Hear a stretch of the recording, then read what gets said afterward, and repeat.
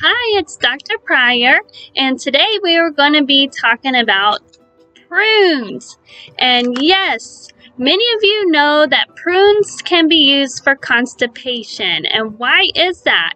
It's because prunes have sorbitol in it, which helps bring water into the stool. It also has a lot of fiber in it, and it also has phenolic content, which all help the bowel function. So prunes are great for that.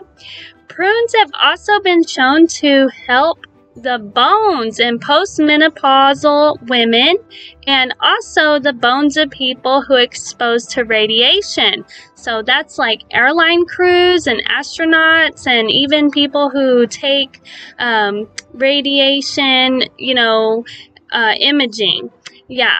So great for those people, and they think it's because it has a mineral in it called boron, and boron is super necessary for good bone health.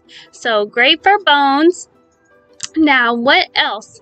It has a lot of polyphenols, which are great antioxidants that can help the integrity of the DNA, so help prevent cancer, but it also can help just the integrity of your skin, so help with skin and other tissues in the body.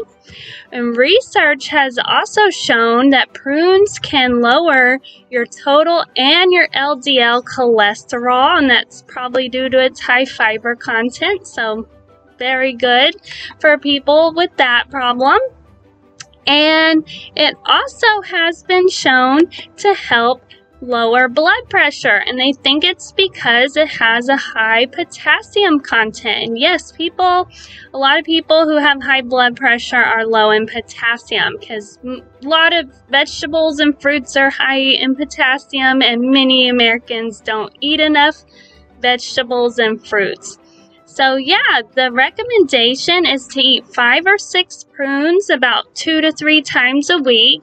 And if you tune in next week, I am going to talk about my recipes, things I use these prunes in. So don't forget to check out next week. I'm actually going to have a really good recipe for you, okay?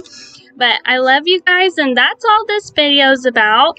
I am accepting patients on my Instagram, and if you could like this and you could subscribe, I would appreciate it. And check out my other food content videos. I have a lot of nutrition in the ND school. So I love you guys, and bye.